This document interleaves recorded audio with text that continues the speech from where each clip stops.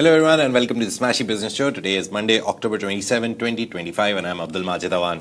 And I'm Wed Badawi, and we've got some exciting stories to discuss today. First up, the Snoonu founder backs Mamdani after criticism for eating with his hands. Well, Dhabi-Based G42, the leading artificial intelligence company in the UAE, has denied U.S. claims of links to Chinese missiles. And the UAE opens government Sukuk investments to individuals for the first time in a historic move. And finally, Jordan partners with Amjad Masad's Replit to launch Siraj, an AI learning assistant, mind you, that was created by one person in under a month. Yeah. How was your long weekend? My long weekend? I am asking you in terms of work-life balance. Work-life, honestly, it's been okay. I think that it's been really great to get some perspective. I think it's been really great to get some perspective. I think because, as you know, Majid, like I'm in the office most of the time. Yeah. So it was just interesting to get some perspective, to, think about things, to, what, honestly, I was enjoying reading your work as the audience. I was enjoying it so much. You should completely switch off. No, seriously. When you're off, you should switch off. I loved it. No, I'm not a person who switches off. I feel like, and Majid told me this when I first joined Smashi, like, you got to stay on top of it. No, but seriously, I enjoyed it. Yeah. I was like, whoa, like, I'm experiencing how it feels to be the audience for the first time. And I love it. I truly loved it. But how are you, Majid? How's it been?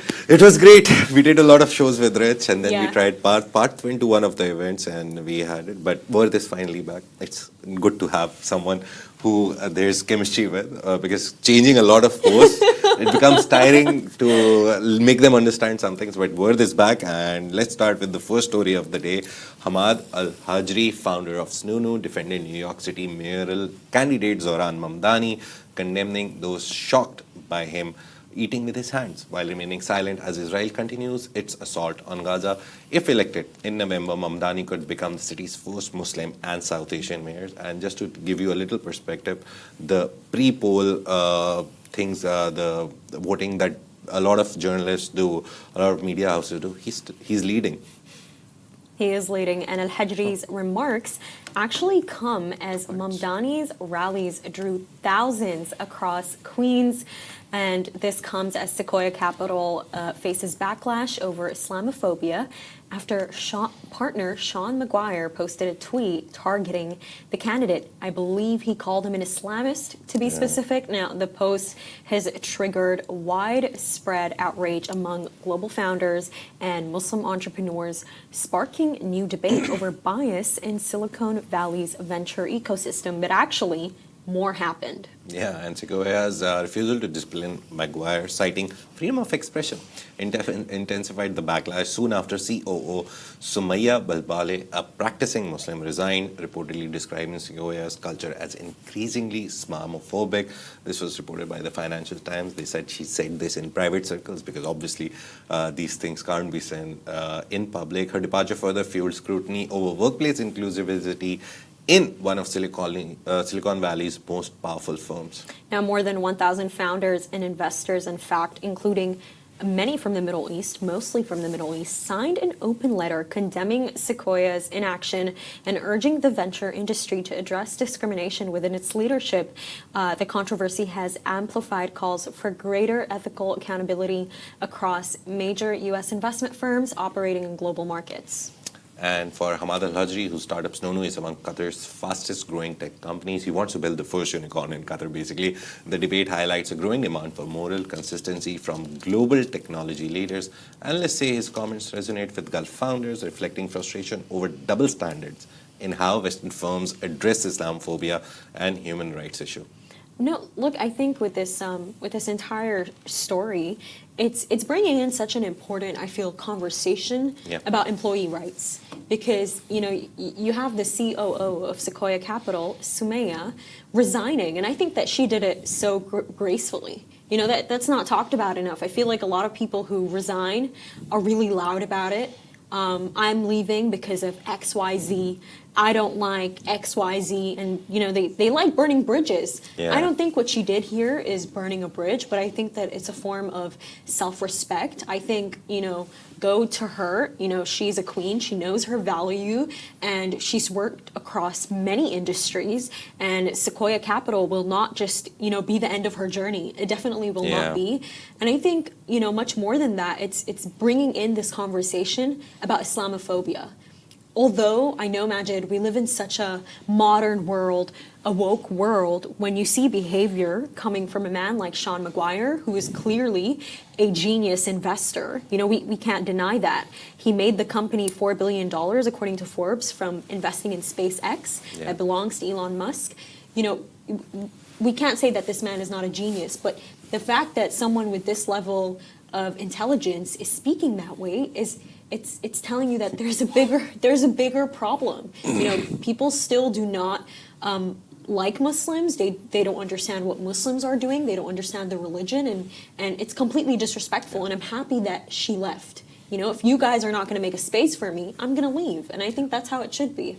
It's very simple. The money is coming to this region, and now sensitivities need to be brought into question, because I understand that for decades, Europe, West was the center of money, business, startups, whatever you say, culture even, to be honest.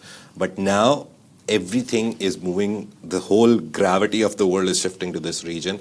And if people are coming here, for example, we see so many millionaires, they're coming. We've quoted this number like 1 million times. But there is like 9,400 or 600 millionaires coming. I think more are coming, they just downplay the number. But everyone comes here. Everyone looks at the streets, they're clean, they look at the safety, it's there, they look at everything good, and then they also look at the cultural nuances. You can't do this in Dubai, you can't do this in Dubai, you can't do this in Saudi, you can't do this in Qatar. So they are getting a feel of how it is to live here. And to be honest, I personally feel, this is my very personal opinion, that now they're feeling what we felt when we went to their countries. So we, from a Muslim country, from a Muslim country, from culture that is shaped by our religion, when we went to the Western countries, they would criticize us for wearing hijab, they would criticize us for praying, they would criticize us for beards and all of these things. Now, when they come here and they see a different culture and they live in it, it's very open culture here. They allow you to do whatever you want as long as you follow the law. But now they see that, oh, finally, this is how these people felt when they came to our country for jobs, for opportunities and all that. So it's very nice that they finally get an idea of what's happening. I think Sean Maguire, he also needs to come to this region, go around, meet Muslims or Islams.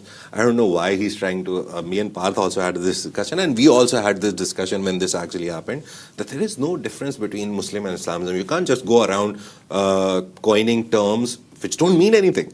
Islam is Islam. Islam follower is an Islamist. He has to be an Islamist. Why do you think he feels comfortable expressing that? Yeah, because he's making money, and the company is like, okay, we won't do anything about it. I don't think it's because he's just making money. I think that you feel more comfortable as a human being sharing a sentiment when the people around you share it, which brings me to my point of this is why you need to do your research. You need to be careful what VCs you're taking money from. I think a VC that I would recommend is Y Combinator. We've seen how Paul on X, he's been an avid supporter of Palestinians and in calling out the genocide in Israel. That's a really good one. Or come to the region here, come and see WAMDA Capital. There's so many options that you can go for, and even better, you can go for the sovereign wealth funds. I feel that the sovereign wealth funds in the Middle East, they have the money right now. Exactly, they have the money, and they're very eager to. They're really very eager to invest. Yeah, and makes sense. Going to the sovereign wealth funds, if you're a Middle East founder, or if you have some principles that you don't want to compromise on, they're the best people. But talking about them, we have one Abu Dhabi-based AI firm, G42, which has rejected what it calls false and defamatory allegations from US intelligence agencies that it shared technology with Huawei to help extend the range of China's PL-15 and PL-17 air-to-air missiles, according to the Financial Times, citing people familiar with the matter. So G42 said its relationship with Huawei was limited to cloud services, which ended in 2023, adding that the claims came from sources in questionable motive and intent. Huawei also dismissed the accusations, saying there had been no technology provision or transfer that could be used for military purposes. And the denial comes after G42 earlier agreed to remove Huawei equipment from its data centers amid growing Washington scrutiny of Chinese tech ties. The move paved the way for Microsoft's $1.5 billion investment in 2024 and allowed limited NVIDIA chips exports to the UAE under US-linked infrastructure agreements. G42 has become a crucial player in the US-led Stargate AI initiative, a $500 billion program involving NVIDIA, OpenAI, Cisco, Oracle, and SoftBank. The company leads the planned 5-gigawatt Stargate AI campus, part of a $200 billion US-UAE investment pact announced last year to advance cross-border AI development. And the first phase, Stargate UAE, is set to open in 2026 with negotiations ongoing for the remaining 4 gigawatts of the project. Analysts say the allegations come at a sensitive time as US regulators continue to review tech exports to the Gulf amid mounting scrutiny concerns over China's expanding influence. And I don't mind. I still don't understand. It's like taxing air. The air is there. The technology will be there. Even if you send it to UAE and UAE gives it to China, you can't stop it. If UAE doesn't, some other country will. It's very complicated that US is trying to control technology so much. Don't. Just try to be better. If you think China can beat you, just try to be better at technology. Make favorable policies for tech companies, for tech startups. So you can be better. Even if they make something, just make it better.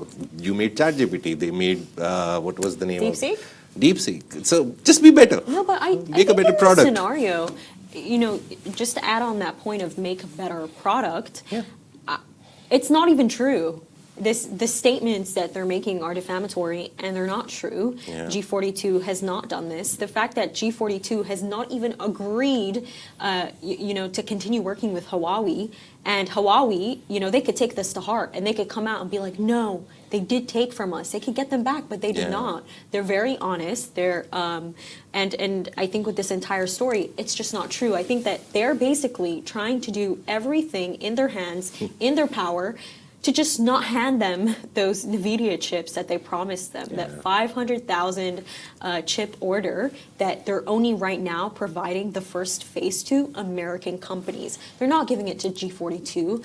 It's completely unfair. And remember that that interview that you published on the account, Majid, the one with Mohammed Al-Abbar, and what he said? I think what he said was so interesting. He basically came and said that you should not be thinking, if you don't listen to the CNN, don't listen to what the media is saying about China. China's a great place to invest in. If you have someone like Mohammed Al-Abbar saying this, the man behind Burj Khalifa, tallest building in the world, coming and telling you this, that's very telling. So I just think in this case, I really do think that it's that kind of capitalist / communist trace that is coming back. It still does exist, with America feeling like, China is such a threat. And it is. They have a lot of wealth. Their technology is very advanced. And you can't put them down because they have a very self-sufficient economy and population. I mean, what are you going to do? The best thing is that they can do anything better than you, cheaper.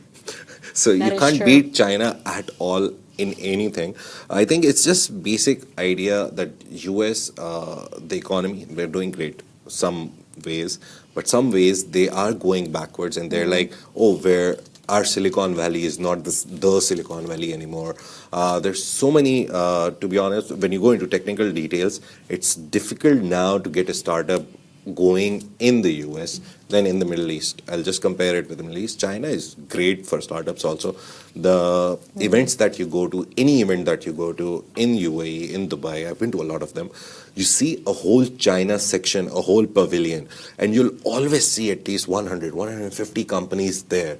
Maybe they'll have 2 people, maybe there are 2 people company and there's 2 founders.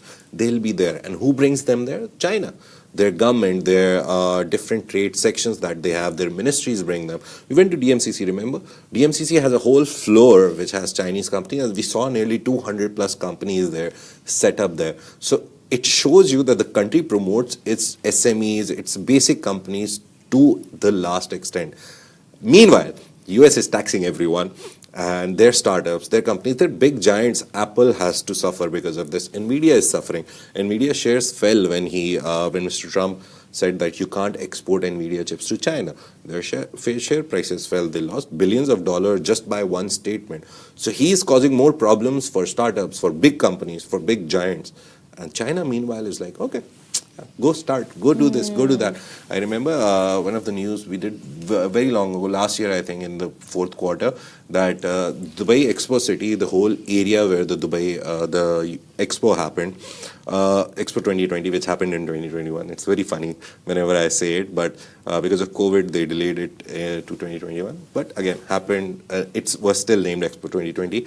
You go to that area now, it's quite different from what you would have seen if you were here. It's restaurants, it's different places. Now they're opening the Dubai Exhibition Center there. So the Dubai Exhibition Center will replace all the things that happen at DWTC, the Dubai World Trade Center, in the center of the city. So everything will shift there. But then there is a whole China there's a very interesting name which it has, and all Chinese companies will go and set up there. So any Chinese company that you see in Dubai will now pick up their office and go and set up there. So they're trying to get 2,000 Chinese companies in a whole office big space where they'll make it the center of their trade. So imagine they're doing that. You can't just see, oh no, this is not happening and that is not happening. Just take a leaf from their book and be like. And the main idea, the whole story is about they still fear that, oh, maybe UAE has great China ties, which we have. They're our biggest trading partners, to be honest. On numbers, we import the most from them and we export the most. Look, to them. I think After, the UAE, second is India. The UAE has a great relationship with all countries, to be specific. And I think that, in this case with the US, it just doesn't make sense because the UAE signed a $1.2 trillion deal with you. Oh, okay. His Highness Sheikh Tahnoon went. It's even more, and His Highness Sheikh Tahnoon, the UAE's national security advisor, he went all the way to Washington. And we recently heard that the UAE they bought this very grand, magnificent mansion in Washington. So you probably know that there's a lot of conversations, there's a lot of meetings going on there. I think that the UAE has been more than willing to negotiate. So I think that this war with the Nvidia chips, it's honestly almost entirely unfair. So I think I'm excited to see it play out. Let's just call it's pressure tactics. Basically, they're trying to pressure them into something. I don't know what, but they're trying to pressure them. But the next story is also very interesting. The UAE will now allow individuals to invest in Sharia-compliant government bonds. Me and Worth can now buy 4,000 dirham bonds, marking a major step towards expanding its investor base. The new Treasury Sukuk, or T-Sukuk, has a minimum investment of just 4,000 dirhams and is open to both Emiratis and residents. That's the operative word. And this was reported by VAM. Now, previously limited to institutional investors, the initiative aims to broaden public access to government-backed financial products. His Highness Sheikh Maktoum bin Mohammed, Deputy Prime Minister and Minister of Finance, said that this move will make investing in bonds an accessible digital experience and promote long-term savings and financial inclusion nationwide. And individuals can invest in the T-Sukuk through participating banks, with the first bank's name to be announced on November 3. The Ministry of Finance uses these instruments to raise funds for federal projects, contributing to sustainable growth and diversifying sources of public financing. Now, in July, the ministry raised 1.1 billion dirhams through its latest Sukuk issuance, which was oversubscribed 5 times, with orders exceeding 5.35 billion dirhams. Mohammed Al-Husseini, Minister of State for Financial Affairs, called the retail Sukuk a qualitative leap toward enhancing public participation in the nation's economic development. And the IMF expects UAE economy to grow 4.8% in 2025, outperforming global averages driven by strong non-oil growth and OPEC production gains. And let's say the retail Sukuk initiative will deepen financial inclusion, align with Vision 2031, and encourage more citizens to invest in national development. Basically, a T-Sukuk is like a T. I don't know if you're listening and you know about T-bonds in the US. They're very famous. China has bought a lot of them from the US. But it's very basic sense that you buy something, you invest 4,000 and you sign a bond for 5 years, 10 years, 20 years, 30 years. They're long term basically. And then every year, biannually, you get some return on them. So it can be a 4% return. So let's make it simple for you. If you invest 100 dirhams, you'll get 4 dirhams at the end of the year. Or you can get it in 2 and 2 dirhams. I think that the best way to describe it would also be if you're someone who does not have that much of a risk appetite, I would say you're not very, you're risk averse. Honestly, this is exactly what you should be investing in, what you should be going for, because you're working with the government. 100% you will get returns. I think that it's exciting to finally hear about this, that we're going to finally have it in the UAE. It's actually exactly what I'm studying, Majid. So to just like, to hear, no, seriously, so to hear this news the next day, I'm like, oh my God, like I get to do this now. But yeah, this is exciting. And the very important thing is it's very, very safe. It's the most safest form of investment that you can do. A lot of other countries have them, but in other forms. But when a government-led initiative is there, you just look at the government. When these bonds come, the first question is the government stable? Is the government making money? And with UAE, they are. So it's the safest form of investment that you'll get. The returns are small, like obviously on 100 dirhams for a year. If you keep it, you get only 2 dirhams after every 6 months. But if you keep increasing your savings and keep buying more bonds, you'll get more and more. So it's in the very core of it.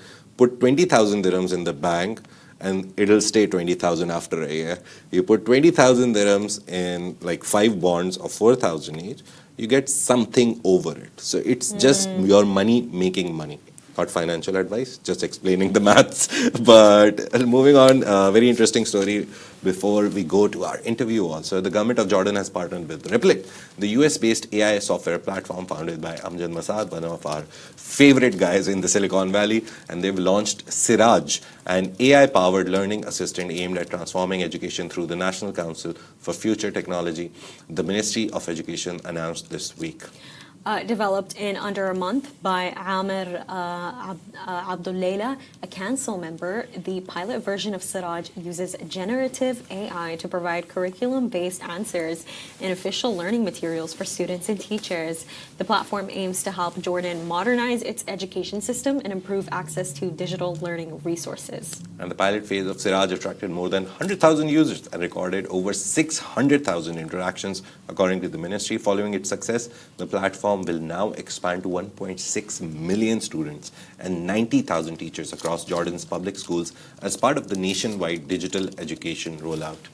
Amjad Masad, the Palestinian Jordanian American founder of Replit, said Siraj shows how governments can use AI to empower citizens and advance innovation in education. He added that the project reflects Jordan's growing commitment to integrating AI and technology into classrooms to prepare students for the future economy.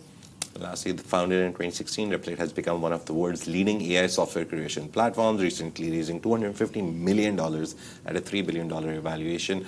The partnership with Jordan marks one of the region's most ambitious AI in education initiatives, setting a precedent for collaboration between global tech leaders and Arab governments. Now, I think it's so interesting, Majid, because you're telling me that you have this one guy, Abdullah, who just built the pilot in under a month, and they got $10 million in funding. What I want to know is, how is this $10 million in funding distributed into this product, into making the product, distributing the product, one person making it? You know, was this funding perhaps inflated? I think that's the one point that I'm curious about. But overall, you remember we took this clip, I think Rich sent it. That was the $10 million clip that I'm talking about. He said that the government ministry went to one of the software makers and they gave them a $10 million budget, like, oh, we'll make it in $10 million. Because obviously that software provider looked at it and they're like, oh, a government ministry and a federal level government ministry, they have the money, okay?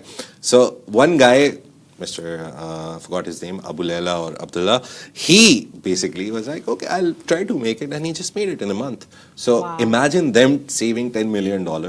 Maybe he used Replit, the paid version even. The paid version is also like, I think, $100 per month. So you Yeah, can use it does not balloon up to $10 million. Right, I think so that's what I was confused about. that is the idea that I've always, you and me, whenever we listen to him, and Amjad Masad is great in this, he always says that this is democratizing the software industry. Beforehand, if you even wanted to make a website, it was such a long, tedious, unbelievably complicated process. Because you would go to a developer and he'll be like, okay, I need a designer to design the website first, cut it out in pieces, and then give me the pieces and I'll put it on the website. It was a very long process. Now it takes 5 minutes to make a website.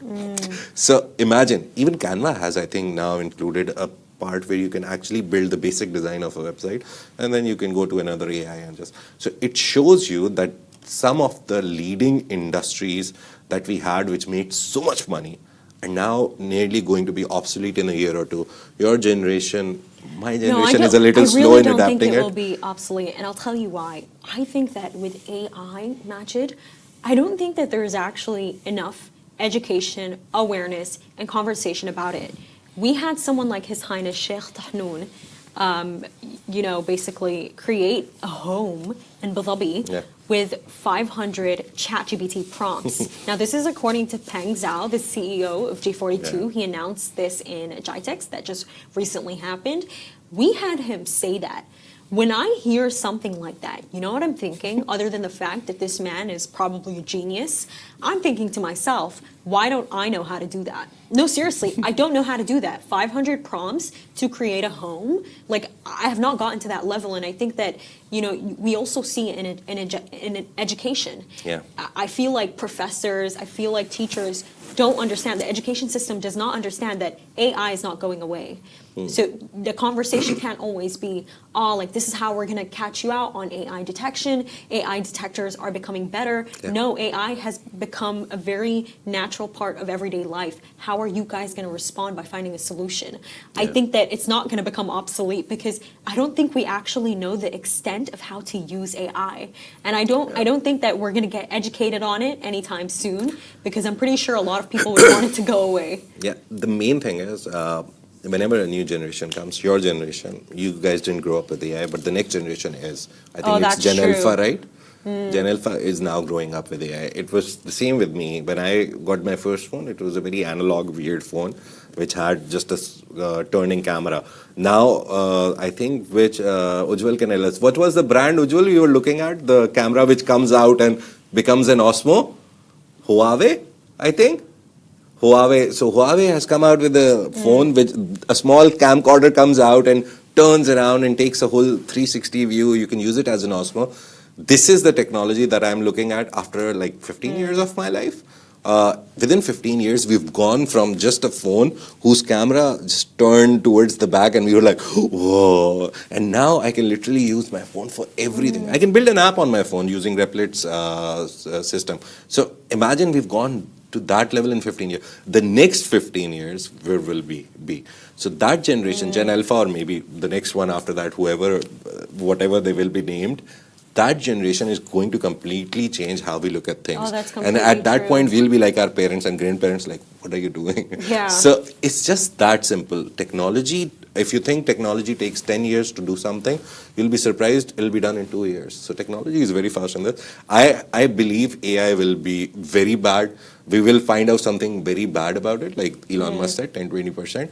But we will also see things like this, the Jordan whole education system, Siraj. We will see a lot of Sirajes in the future because Gen Alpha is growing up with it. But you know, they'll know it inside out. I think with this story too, Majid, I love it so much and I find it inspiring because you have someone like Amjad Masad, who's Palestinian, Jordanian, and clearly grew up in America. And what he's clearly doing is that he created a product, and what did he do? He brought it back home. Yeah. He brought it back home, and I think that this is the best thing that Arab founders can do for our region. It's to know that you play a role to amount to a certain of wealth, and then use that wealth to actually improve your region, improve the lives of your communities. I know I may sound like a socialist, but I think that that's a great cause. I think it's a very great cause to come back to your community because I feel like sometimes we see that wealth just lands in the wrong hands of people. And, to see that some of these millionaires are using their wealth to just, to help their communities, it's something so great to see.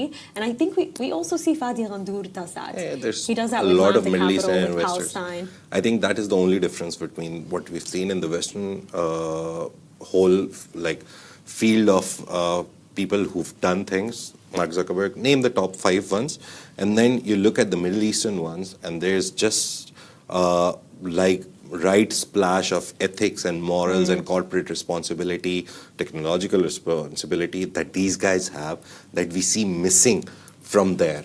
We see Mark Zuckerberg talking about privacy and then sharing data with the Biden administration and then coming out and saying that they forced me to. We see Elon Musk talking about privacy and this and that, and then you open X and he's the first one that you see always. Even if you don't follow him, you'll get a suggested thing. So we see them focusing on themselves as an individual, on their business. We see Middle Eastern founders, all of them, the big ones now, the big names, them coming out and talking about community, talking about making people's life easier. So there's a big difference that you're seeing now. Yes, there definitely is. And make sure to stay tuned. We have a special interview with Ati Nirmal Pagarani coming up.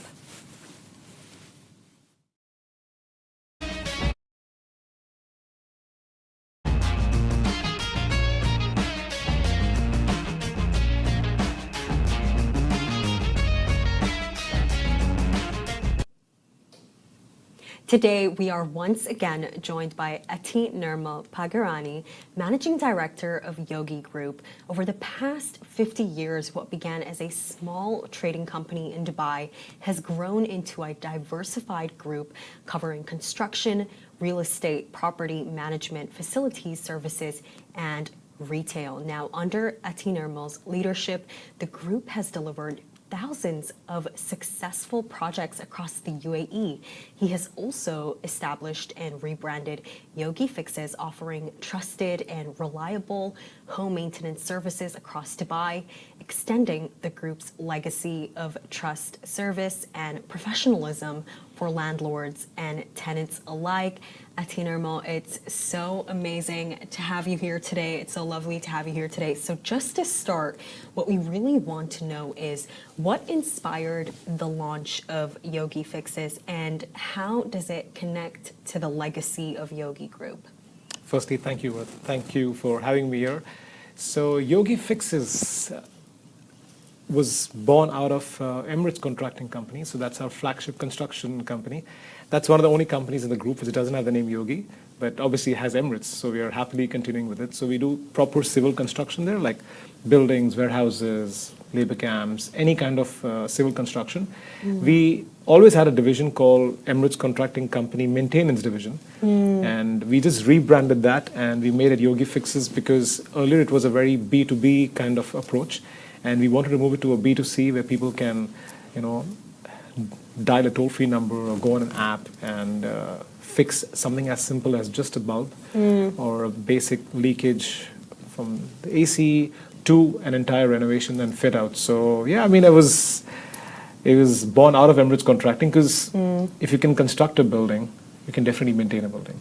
So yeah, I mean, it's not very different. It's like a very potato, but still easily achievable from the same technical team. Just before the show went live, you were telling me about how, with Yogi Fixes, the rebrand and the part that you had to play. And, my question for you is, why did you feel that it needed a rebrand and how did you rebrand it in a way to fit the kind of society, especially that we live in today? So most of our work has come in from word of mouth. God's grace, Emirates Contracting, constructing for over 5 decades now. So when clients spoke to their neighbors, they spoke to other companies, they're like, oh, get in touch with ECC, get in touch with Emirates Contracting Company. They have a maintenance division. So it was sitting with a few people, but it wasn't getting, it wasn't magnifying the way I wanted it. And I wanted a brand to be around it. So I was like, most of the companies are around Yogi. There is Yogi Real Estate, there's Yogi Holiday Homes, Yogi Security Services, Yogi International Trading Company. I'm like, we're just fixing stuff. Yogi Fixes. As simple, easy. And we have a toll-free, which is 800 Yogi. And because it's now a B2C, I didn't want a customer to say, oh, I'm calling Emirates Contracting Company Maintenance Division to, upgrade my house or renovate my house. And like, we're calling Yogi Fixes. It was more easy and more convenient for a client to remember us, who we are. And that's the reason I think the brand was born. And alhamdulillah, here we are. You guys are doing great. And I want to know, was there a personal story behind it that inspired you? The company having been around for like 50 years, that is a really long time. And, as a second generation leader, what inspired you to keep going? So Dubai's evolvement, I would say, or Dubai's growth and the construction in the city over years and decades, if so many buildings are getting constructed, if so many people are moving here, they're building houses, the workforce is moving here, the labor camps are coming in, someone needs to maintain all of this, because it's a long-term approach, right? I mean, it has its complications to construct something, but imagine the complications of maintaining it, because that's the key. Like, for instance, in our lives, we can earn money, but how well can we maintain our bank balance? How can we maintain our cash flows? So a building or a body, when you age, you're born, you are growing, but after a while you're maintaining your body, and the better you maintain it, the longer, healthier life. So if the building is not maintained or the property is not maintained, and as clients usually want to uplift their interiors, they want to upgrade their houses, who's going to be there? It's going to be maintenance companies. It's an evergreen business, and it wasn't rocket science. It was basic common sense that we are constructing. Someday, if construction goes slow, what's going to continue always? It's the maintenance. Right. So it was like it's not even a pivot. It's not even. It's the most sensible integration anyone could do. It truly is. For the next question I want to ask is, what are the most common maintenance requests that you receive from tenants and landlords across Dubai? And if you have a story, please do share it. So from tenants, it's usually the simpler issues like air conditioning, painting, leakage, plumbing issues. I mean, usually what's within the apartment or the villa, like on your day-to-day problems, my AC is conked off, or the water is leaking, or the tap has an issue. And for the landlords is the more structural issues, because they are maintaining the common areas, the lobbies, the health club, the structure. And the ticket size is usually different because of the tenants, it's day-to-day issues. That's what they approach, and landlords for like the bigger reasons, the more. I mean, I would call it pricier, but obviously because it's a structural change, and if there is an upgrade to be done. So yeah, I mean, everyone calls for a different reason. The tenant wants convenience on a daily basis. The landlord wants an upgrade so that the tenants have a great life and they have convenience and they enjoy the property. So yeah, they all call for different reasons. And then there are end users who are living in a house or a villa. They're like, what, beautiful house, beautiful villa, very, very blessed here, but our living room looks old. Or you know what, my wife has delivered a baby. I want the room to look in a particular way. We want the wallpaper. We want some nice features, some nice lights, and a lot of apartments moving from the bathtub to a cubicle because it's just convenient. I mean, who has the time to sit in a tub, right? So that is something which keeps us very busy as well. Yeah. And as simple as even festive lighting, like we've done lights Christmas and Diwali, and you guys really do it all. Eid, and if there's a wedding in the house, so there are for literally everything because it's all under one roof. I mean, it's all what we do. And you know what I just realized, Ati Nirmal, is that with certain real estate complexes, the group that basically owns the community will have one service that all the tenants have to call. That is a one service that you're appointed to that you have to call. How does it specifically work with you guys? Is it specific communities that you cover, buildings, or can anyone just call up for the service? Do you offer both options? So if it's a landlord appointing us, or if you're the preferred maintenance partners for them, then they call us and tell us that these are the things which need to be done in the property. If it's something which the tenants have to do, the landlords or the community does let the investors or the clients or the tenants or the people who are living inside know that these are the preferred maintenance companies. You can feel free to call them. We don't we would love to sign an exclusivity, but then what happens is tenants are not very happy, or a community villa owner is not happy because they feel there's something in it for that one company. So that's the reason exclusivity is not there, and it's a good thing. It's a good thing because imagine someone restricted you that you have to buy a particular piece of material, or you need to pick up or appoint a particular service technical company. This is the only company. They're like, no, don't restrict me. If I have to say yes to the price, even if I don't want to say it. So so that freedom comes in, but we've been the preferred partners. We're doing great in all the gated communities, from Emaar, Nakheel, Dubai Properties, Springs, Meadows, Victory Heights, Mudon, the Villa, and I'm not getting. And I think this kind of links to the next question that I'm going to ask. I feel that people often complain about poor service, follow-ups. How does Yogi Fixes ensure, that trust, that accountability, and transparency is built, with the customer? How does the governance work on that side? So here I'm going to give all credit to my team. And being in this media space, you know how messy BTS can be, right? Yeah. Our BTS is structure.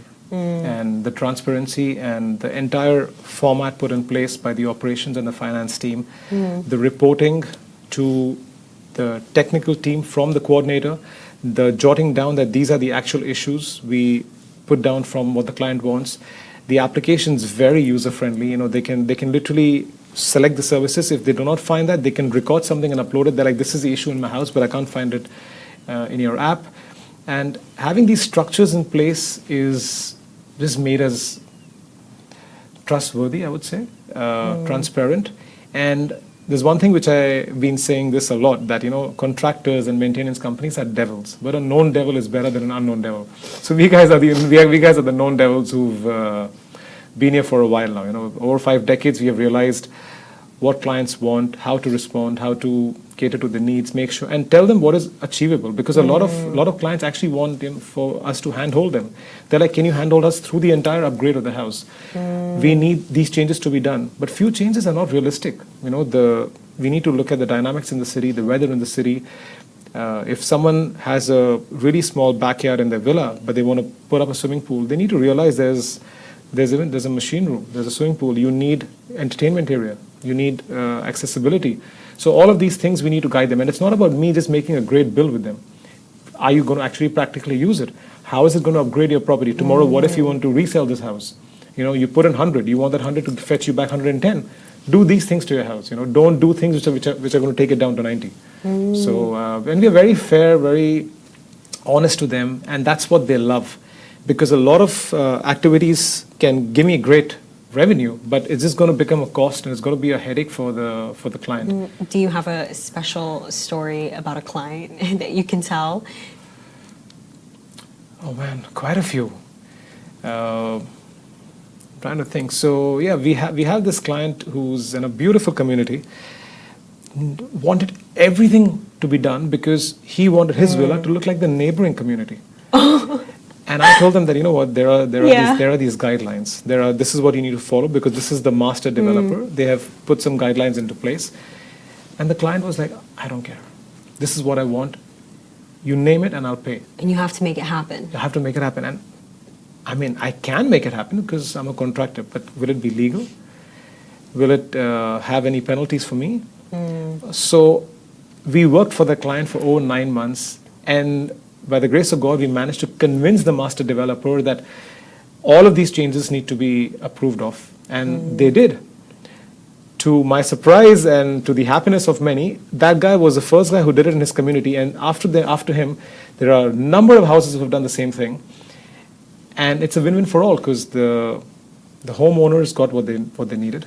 The master developer got their fees and the NOC charges, and there's some income for them. The properties, the community started looking newer, fresher. So it worked all, but the main headache was ours to convince them, because it's not easy to get this thing done. And we managed to use a lot of these negative areas in the house, which actually became livable. So yeah, I think this was. I unfortunately I can't give out names, but I'm sure you figured it out. So we do that quite a bit. We do that for a lot of villas who've been here for maybe over 12, 14 years, and it's the perfect age for them to upgrade. I think 9 months, like that is almost a year. Only for approvals. Wow. Yeah, because so you only haven't for- even started anything. We did not start then. It took us 9 months because the master developer is like, these are our guidelines. How do you want us to go? How do you want us to change this? I was like, this is what the client wants, and they were reasonable asks. It's just that the master developers like, these are our guidelines. But I'm like, if you can tweak things around, it's just going to help you in the long term. And then we showed them the win-win for everyone. And yeah, but God's grace, it went super. So, yeah, it was a great experience and a learning curve for us as well. You know what I'm really curious about? It's obviously we know how much technology has grown, artificial intelligence has grown. How do you guys in the company use AI, use technology to make your processes much easier? Can you tell me more about that? So the app has helped quite a bit. So thank God because of that, there's the response is quicker. The whole IoT bit of understanding what an issue could come up, because it's not reactive maintenance now, it's preventive and predictive. So when we have that kind of information coming to us for a particular technical issue, we can then let the client know that these issues are going to come. Will the client understand? Yes, because they trust us for so many years. They understand that this is not what Yogi Fixes is telling me, because this is want better billables, but this is what is going to happen in a few months, keeping the weather in mind, keeping the structure of the property in mind. So we are trying to use all of that. We're not trying, we're actually using all of that. And this is all thanks to AI. But then, thank God, what a human can do.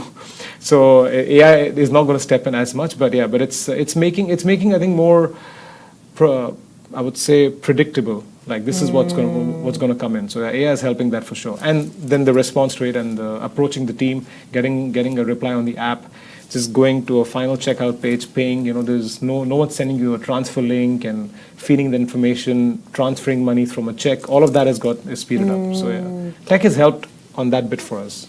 Thank God someone said it. It's AI and humans that can work well together. What I want to ask is, earlier you mentioned how for certain landlords, they'll offer up your services and, other maintenance contractors.